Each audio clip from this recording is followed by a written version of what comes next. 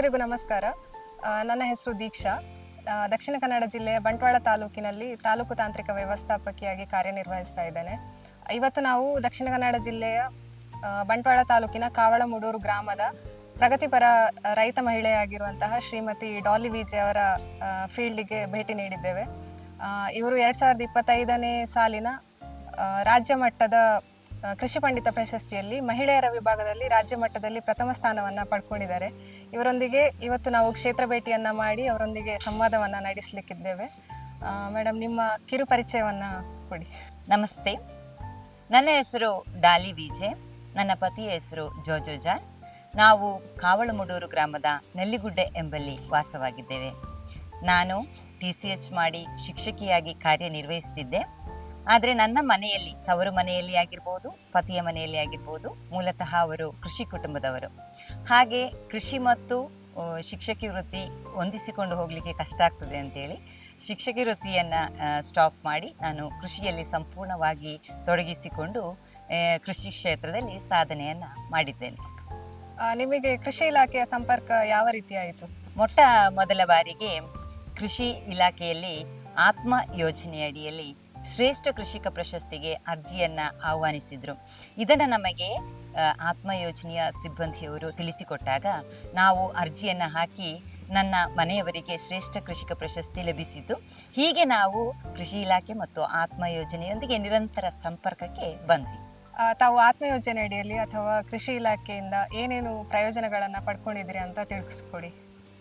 ಕೃಷಿ ಇಲಾಖೆಯಿಂದ ಆತ್ಮ ಯೋಜನೆಯಡಿ ಅನೇಕ ಪ್ರವಾಸಗಳಿಗೆ ಹೋಗಿದ್ವಿ. ಆ ಪ್ರವಾಸದಲ್ಲಿ ಕ್ಷೇತ್ರ ಭೇಟಿ ಮುಖ್ಯವಾಗಿತ್ತು. ಈ ಕ್ಷೇತ್ರ ಭೇಟಿಯಿಂದ ನಮಗೆ ಅನೇಕ ರೀತಿಯಲ್ಲಿ ಕೃಷಿಯನ್ನು ಮಾಡ್ಬೋದು, ಯಾವ ರೀತಿ ಎಲ್ಲ ಮಾಡ್ಬೋದು ಅನ್ನುವಂಥ ಐಡಿಯಾಗಳು ನಮಗೆ ಅಲ್ಲಿಂದ ತುಂಬ ಸಿಕ್ಕಿತ್ತು. ಅದು ನನ್ನ ತೋಟದಲ್ಲಿ ಕೂಡ, ನನ್ನ ಕೃಷಿ ಕ್ಷೇತ್ರದಲ್ಲಿ ಕೂಡ ಅಳವಡಿಸಲಿಕ್ಕೆ ನನಗೆ ತುಂಬ ಸಹಾಯ ಆಯಿತು. ಮತ್ತು ವಿಜ್ಞಾನಿಗಳೊಂದಿಗೆ ಇರುವಂತಹ ಸಂವಾದಗಳು, ಆವಾಗ ನಮ್ಮ ತೋಟದಲ್ಲಿ ಬರುವಂತಹ ರೋಗಗಳಿಗೆ ಏನೆಲ್ಲ ಮೆಡಿಸಿನ್ ಮಾಡ್ಬೋದು, ಯಾವ ರೀತಿ ಅದನ್ನು ಕಂಟ್ರೋಲ್ ಮಾಡ್ಬೋದು ಎಂಬುದನ್ನೆಲ್ಲ ಅಲ್ಲಿ ಕೂಡ ನಾನು ತಿಳ್ಕೊಂಡಿದ್ದೆ. ಅದೇ ರೀತಿಯಲ್ಲಿ ಕೃಷಿ ಇಲಾಖೆಯಿಂದ ಆತ್ಮ ಯೋಜನೆ ಅಡಿಯಲ್ಲಿ ಇರುವಂಥ ಗ್ರೂಪ್ನಲ್ಲಿ ನಮಗೆ ಬಂದಿರುವಂಥ ಸೌಲಭ್ಯಗಳ ಮಾಹಿತಿ ಆಗಿರ್ಬೋದು, ಕೃಷಿ ಇಲಾಖೆಯಿಂದ ನಡೆಯುವಂಥ ಎಲ್ಲ ಪ್ರೋಗ್ರಾಮ್ಗಳ ಬಗ್ಗೆ ಆ ಗ್ರೂಪ್ನಲ್ಲಿ ನಮಗೆ ತಿಳಿಸ್ಕೊಡ್ತಾ ಇದ್ರು. ತಾವು ಕೈಗೊಳ್ತಿರುವಂತಹ ಕೃಷಿ ಚಟುವಟಿಕೆಗಳ ಬಗ್ಗೆ ಹಾಗೂ ಬೆಳೀತಿರುವಂತಹ ಬೆಳೆಗಳ ಬಗ್ಗೆ ಸಂಕ್ಷಿಪ್ತ ಮಾಹಿತಿಯನ್ನು ನೀಡಿ. ಮುಖ್ಯವಾಗಿ ರಬ್ಬರ್, ಅಡಿಕೆ, ಕಾಳುಮೆಣಸು, ತೆಂಗು ಇವುಗಳನ್ನು ಮುಖ್ಯ ಬೆಳೆಗಳಾಗಿ ಮಾಡ್ತಾ ಇದ್ದೇವೆ. ಮತ್ತು ಅದರೊಟ್ಟಿಗೆ ರಾಂಬೂಟನ್, ಮ್ಯಾಂಗೋಸ್ಟಿನ್, ಡ್ರ್ಯಾಗನ್ ಮತ್ತು ಅನೇಕ ಥರದ ಫ್ರೂಟ್ಸ್ಗಳು ತೋಟದ ಸೈಡಿನಲ್ಲಿ, ಬಾರ್ಡರ್ನಲ್ಲಿ ಇಟ್ಟಿದ್ದೇವೆ. ಇಲ್ಲಿ ಮುಖ್ಯವಾಗಿ ನಾವು ತೆಂಗನ್ನು ನಟ್ಟಿರುವಂಥದ್ದು. ಸೊ ತೆಂಗು 1-2 ತೆಂಗಿನ ನಡುವೆ ಅಂತರ ಜಾಸ್ತಿ ಬೇಕು. ಅವಾಗ ಆ ಅಂತರವನ್ನು ಗ್ಯಾಪ್ ಫಿಲಪ್ ಮಾಡಲಿಕ್ಕಾಗಿ ನಾವು ಈ ಪಯ್ಯಾನಿ ಗಿಡಗಳನ್ನು, ಈ ಪಯ್ಯಾನಿಯ ವಿಶೇಷತೆ ಅಂದರೆ ಅದಕ್ಕೆ ರೆಂಬೆ ಕೊಂಬೆಗಳು ಬರುವುದಿಲ್ಲ, ಅದು ಸ್ಟ್ರೈಟ್ ಹೋಗ್ತದೆ ಕೂಡ, ಬೇಗ ಬೆಳವಣಿಗೆ ಕೂಡ ಆಗ್ತದೆ. ಆಗ ಇದರಲ್ಲಿ ನಮಗೆ ಕಾಳು ಮೆಣಸನ್ನು ಹತ್ತಿಸ್ಲಿಕ್ಕಿರುವಂತಹ ಮರ ಇದು. ಇದು ಅಡಿಕೆ ಪ್ಲಾಂಟ್ ಮಾಡುವಾಗ ನೆರಳಿಗೋಸ್ಕರ ನಾವು ಮರಗೆಣಸನ್ನು ಹಾಕಿದಂಥದ್ದು. ಇಲ್ಲೀಗ ತೆಗೆದಾಯಿತು, ಮರಗೆಣಸು ತೆಗೆದು ಈಗ ಪುನಃ ರೀಪ್ಲಾಂಟ್ ಮಾಡಿರುವಂಥದ್ದು. ಈ ಸೈಡಲ್ಲಿ ಬಾಳೆ ಹಾಕಿದ್ವಿ.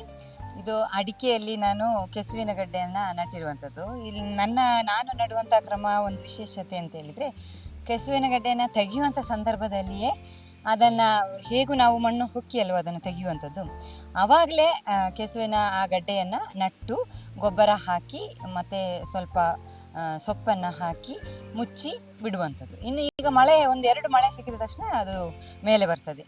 ಕೇವಲ ಅಡಿಕೆಯನ್ನು ಮಾತ್ರ ಬೆಳೆಯುವ ಬದಲು ಅದರೊಂದಿಗೆ ನಾವು ಕಾಳುಮೆಣಸು ಆಗಿರ್ಬೋದು, ಅದೇ ರೀತಿಯಲ್ಲಿ ಸ್ವೀಟ್ ಪೊಟ್ಯಾಟೊ, ಏಲಕ್ಕಿ ಮತ್ತು ಕೋಕೋ ಗಿಡಗಳನ್ನು ಮಿಡ್ಲಲ್ಲಿ ನಡೋದ್ರಿಂದ ನಮಗೆ ಒಂದಲ್ಲ ಒಂದರಿಂದ ಪ್ರಾಫಿಟನ್ನು ಪಡಿಲಿಕ್ಕೆ ಸುಲಭ. ಈಗ ತೋಟದ ಬದಿಗಳಲ್ಲಿ ನಮಗೆ ತೇಗದ ಗಿಡ ಆಗಿರ್ಬೋದು, ಅಥವಾ ಸಿಲ್ವರ್ ಗಿಡಗಳಾಗಿರ್ಬೋದು, ಅಥವಾ ಈಟಿನ ಕೋಲು ಇಂಥದ್ದನ್ನು ನಟ್ಟರೆ ತೋಟಕ್ಕೆ ಸಹ ಸೊಪ್ಪಾಗ್ತದೆ ಮತ್ತು ನಮಗೆ ಒಂದು ಆದಾಯ ಕೂಡ ಆಗ್ತದೆ. ಇದು ಭತ್ತವನ್ನು ಬೆಳೆಯುವಂಥ ಗದ್ದೆ.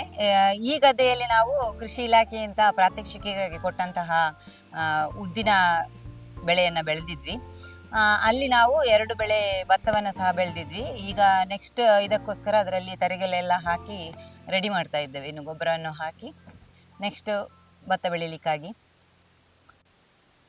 ಇದು ಬಸಳೆ ಕೃಷಿಗೆ ನಾವು ಮೈನ್ ಆಗಿ ಸಗಣಿ ಮತ್ತೆ ಅರಳಿ ಇಂಡಿಯನ್ನ ಮಿಕ್ಸ್ ಮಾಡಿ ಅದನ್ನ ಹುಳಿ ಬರ್ಸಿದ ಮೇಲೆ ಹಾಕುವಂಥದ್ದು. ಇಲ್ಲಿ ನೋಡಿ ನಮಗೆ ರಬ್ಬರ್ ಪ್ರೊಸೆಸಿಂಗ್ ಯೂನಿಟ್ ಉಂಟು. ಮೊದಲು ನಾವು ರಬ್ಬರನ್ನು ಶೀಟ್ ಮಾಡುವಂಥದ್ದು, ಅದಕ್ಕಿರುವಂತಹ ಶೆಡ್ ಅಲ್ಲಿದೆ.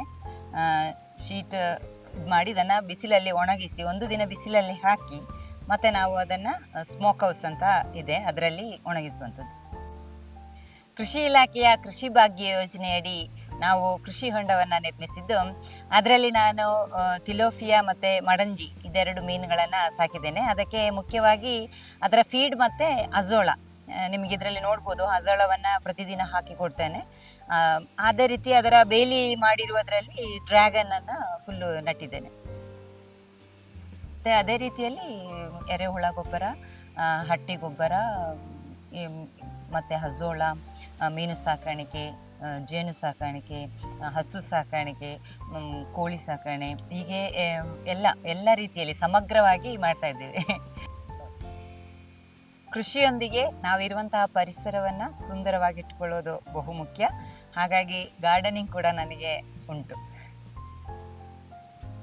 ಪ್ರಶಸ್ತಿಗಳು ಅಂತ ಹೇಳಿದರೆ ನಮ್ಮ ಮನೆಯವರಿಗೆ ಕೃಷಿ ಇಲಾಖೆಯಿಂದ ಶ್ರೇಷ್ಠ ಕೃಷಿಕ ಪ್ರಶಸ್ತಿ, ಅದೇ ರೀತಿ ತಾಲೂಕು ಮಟ್ಟದಲ್ಲಿ ಅದು, ಮತ್ತು ನನಗೆ ಭತ್ತದ ಬೆಳೆ ಸ್ಪರ್ಧೆಯಲ್ಲಿ ಮಹಿಳೆಯರ ವಿಭಾಗದಲ್ಲಿ ರಾಜ್ಯ ಮಟ್ಟದಲ್ಲಿ ದ್ವಿತೀಯ ಸ್ಥಾನ ಲಭಿಸಿದೆ.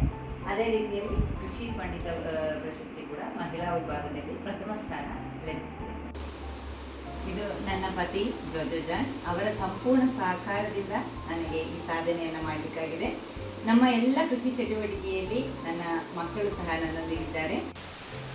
ನಮ್ಮೂರಲ್ಲಿ ಈಗ ತುಂಬ ಬಿಸಿಲಿದೆ, ಆದರೂ ಸಹ ನಮಗೆ ತಮ್ಮ ತೋಟದ ಪೂರ್ತಿ ತಾಕಿನ ವೀಕ್ಷಣೆಯನ್ನು ಮಾಡಿಕೊಟ್ಟಿದ್ದೀರಿ. ತಮಗೆ ಕೃಷಿ ಇಲಾಖೆ ಪರವಾಗಿ ಹಾಗೂ ಆತ್ಮ ಯೋಜನೆ ಪರವಾಗಿ ಹೃತ್ಪೂರ್ವಕ ಧನ್ಯವಾದಗಳು. ನಿಮಗೂ ಹಾಗೆ ಕೃಷಿ ಇಲಾಖೆಯ ಆತ್ಮ ಯೋಜನೆ ಎಲ್ಲ ಸಿಬ್ಬಂದಿ ವರ್ಗದವರಿಗೂ ಇಷ್ಟು ದಿನಗಳವರೆಗೆ ನಮಗೆ ನೀಡಿದಂತಹ ಎಲ್ಲ ಮಾಹಿತಿಗಾಗಿರ್ಬೋದು, ಎಲ್ಲ ಸಹಕಾರಕ್ಕೆ ತುಂಬು ಹೃದಯದ ಧನ್ಯವಾದಗಳನ್ನು ಸಮರ್ಪಿಸ್ತಿದ್ದೇನೆ. Thank you.